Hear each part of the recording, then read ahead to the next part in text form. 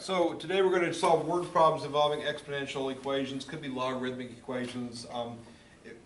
You've dealt with both those types of equations here recently. So in the kind of the same type of word problems we've seen recently where they give you an equation, they tell you what things represent, and then you have to use that information to figure out something. So it could be an exponential equation we have to solve, a logarithmic equation we have to solve, but we're going to have to substitute stuff into a given equation to find something that's missing.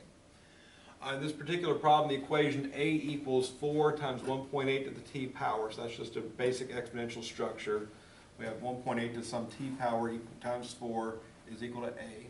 It models the number of acres A that burns, the number that burns during a forest fire to the time in minutes t after the fire department arrives to fight the fire. So apparently when they got there, t equals 0. Anything that's 0 power equals 1, 4 times 1 is 4, there was already 4 acres burning. And every minute after that, 1.8 times as much of the forest is burning. So every minute that passes, more and more of the forest is burning in acres. If the firemen can put out the fire before it grows to 160 acres, they won't need additional resources. How much time do they have to contain the blaze? So if they're telling me that the fire, as long as it doesn't get up to 160 acres, that they can contain it with what they have. So they came there with their fire truck, they got their water, whatever fire retardant stuff they have to put the fire out. That's all the resources they have with them. As long as they keep it inside 160 acres, they're not going to need additional resources. They'll be able to stop the fire. What do we know and what are we looking for?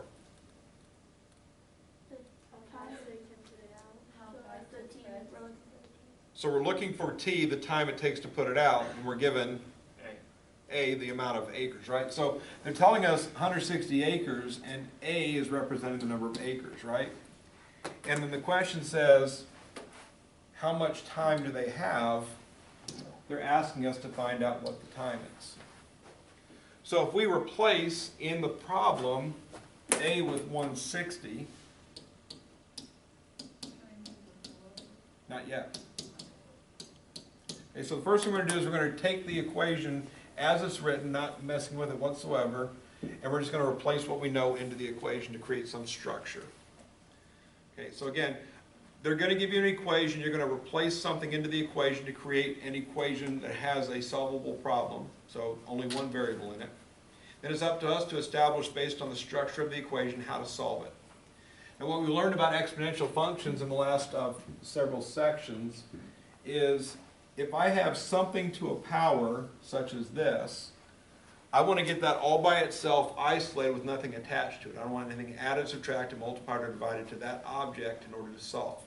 So the 4 is the problem, and we need to get rid of the 4 by doing an inverse operation. So 4 is being multiplied by 1.8, so I'm going to divide by 4 to get rid of it. In equation world, I have to divide both sides by the same number if I'm going to divide one side. So divide both sides by 4 allows us to get the 4 out of the picture on the right-hand side, leaving us with, on the left-hand side, this exactly 40. I'd rather have a fraction than a decimal, so if it doesn't divide evenly, leave it as a fraction reduced. Okay, that equals 1.8 to the t power. So now that gets us to our exponential form like this. And this is a pretty straightforward one. Now we've seen several ways how to do this kind of problem recently. The most recent way we did this problem, we would log both sides, right? Okay. Before we did that, when we had just a single exponential equals a regular number, we could just rewrite it in logarithmic form. I'll demonstrate. I'd get log of 40 base 1.8 equals t. Depending on your structure, sometimes that's the easiest way to do it. If I have an exponential on the left and an exponential on the right, logging both sides is your best bet. But if you have an exponential equals just a regular number, just changing it to logarithmic form gets the trick done, gets the job done. Is that the one that when the bottom thing you had, is that when you do ln 40 parentheses and then ln on the bottom?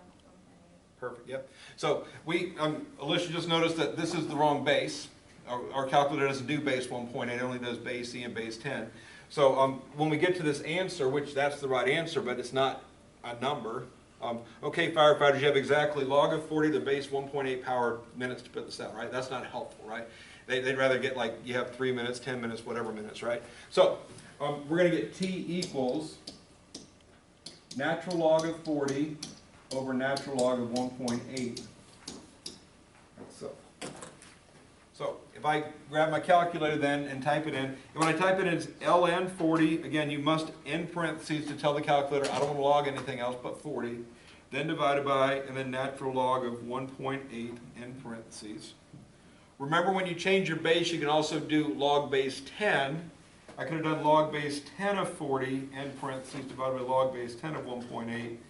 You get the same answer. It doesn't matter whether you use log or ln when you're trying to evaluate a non-base 10 or e logarithm. So the correct answer here looks like 6.275, so 6.28 minutes.